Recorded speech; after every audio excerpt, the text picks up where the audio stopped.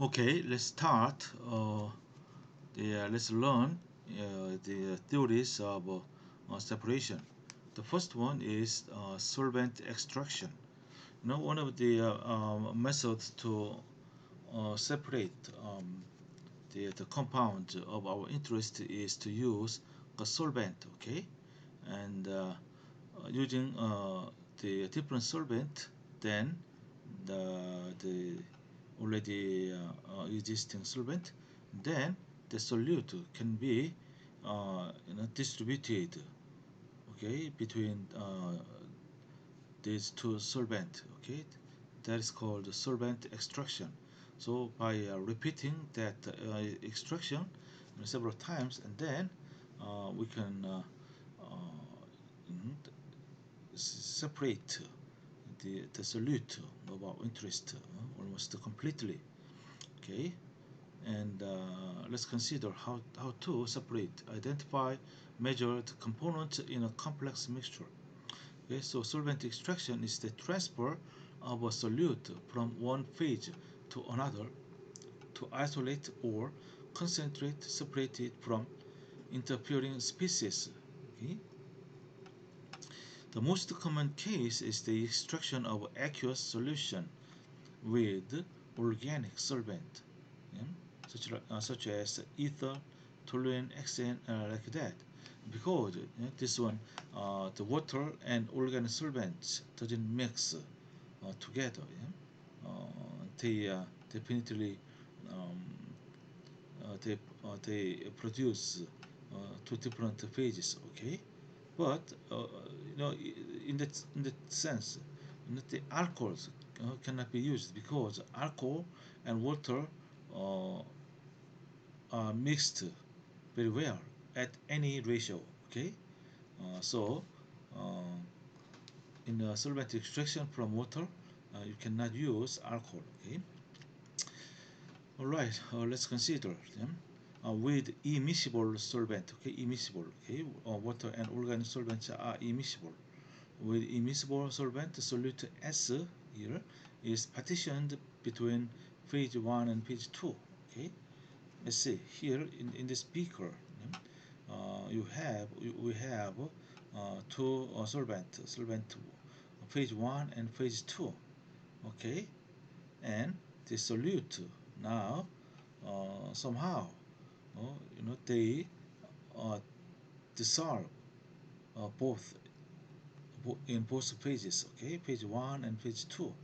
Okay, and here there is equilibration after you shake, strongly shaking, then you let it settle down, and then the phase will be separated, and then the solute distribute between these two phases, and we now define the partition coefficient. Okay, like the equilibrium, uh, the constant. Okay, it is k is defined by this equation. The activity of the same solute in phase 1 and phase 2. Yeah? The K is the ratio of the activity of solute, yeah, between these two phases. Okay, and activity can be approximated by the concentration. Okay, so K is uh, approximated by this one, the concentration ratio, right? And then let's let a small m the total moles of solute in system. Okay, total moles, and V1 is the solvent 1 volume. Okay, let's see, this is the water, and this phase 2 is organic solvent. And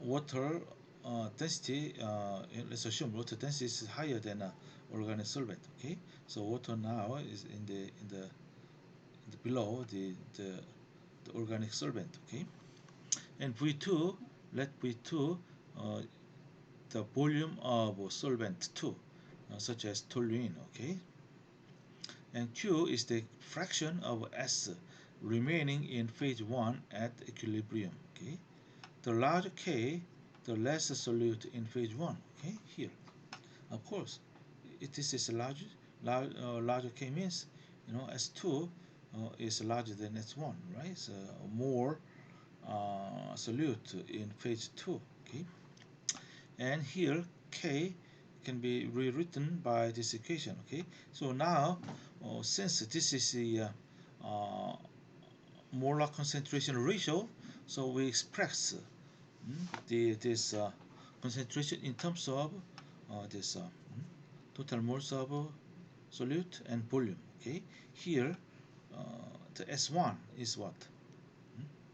Q is the fraction remaining in phase 1. Okay, Q and multiply by total moles of solute M divided by this is moles, total moles, and then total moles in phase 1 and divided by V1, and this is concentration equals this is equals to this one S1, and here in phase 2 the solute concentration is 1 minus Q.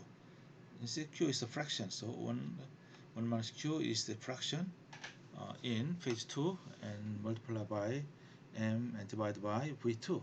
Okay, so far very simple. And Q can be here, Q can be written as this one, V1 over V1 plus K V2. Okay, this is Q. Q is the fraction, right? So, so for one solvent extraction, so Q, which is the fraction remaining in phase 1, here it assumes that we use aqueous solvent, okay, water to what to take the solute into this aqueous phase. Okay, and another solvent extraction is what after the one time extraction, and then we carefully withdraw this phase 2, and then we remove phase 1, and then we add the same volume of solvent 1, and then also we do the solvent extraction second time, and then fraction remaining in phase 1 is Q multiplied by Q. Okay, this one. Okay, and then if we repeat n times, the fraction remaining in phase 1 is Q to n. Okay, and the nth power, and this one. Okay, so it tells the extraction efficiency. It is more efficient to do several small extractions than one big extraction. Now there is you may have one important question. Okay, now you let's see, you have a volume. Okay, you have a limited amount of solvent. Okay, and then the natural question is that we have a big volume, and then using the big volume we can do the solvent extraction, and then also we do the same thing. Now we divide the big volume into several small volumes, and then we do several extractions. Okay, and then the question is which one is more efficient. Okay, but answer is that is this one. It is more efficient to do several small extractions than one big extraction. Okay, here is an example. All right, extraction efficiency. The question is K. Yeah? K is what? Partition coefficient. Okay, K for solute A is 3 between the toluene and water, with 3 times as much in toluene phase. Suppose 100 milliliters of 0.01 molar aqueous solution of A are extracted with toluene. Okay, now your species in aqueous solvent, okay, aqueous solution, and then you want to use, let me see, the toluene to extract the solute into the toluene.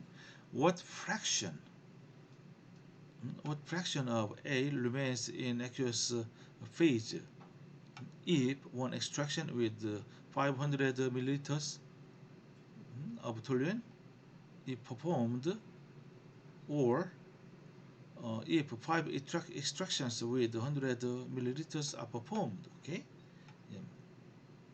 And it is very easy actually. The first one is yeah, you use you know um, 500 ml in extraction only. Okay, so the fraction remaining in aqueous phase is what? You use this equation. Okay, V1 is aqueous solvent volume, which is 100, and 100 divided by 100 plus 3. 3 is what? K is partition coefficient. It's already known. Multiplied by 500.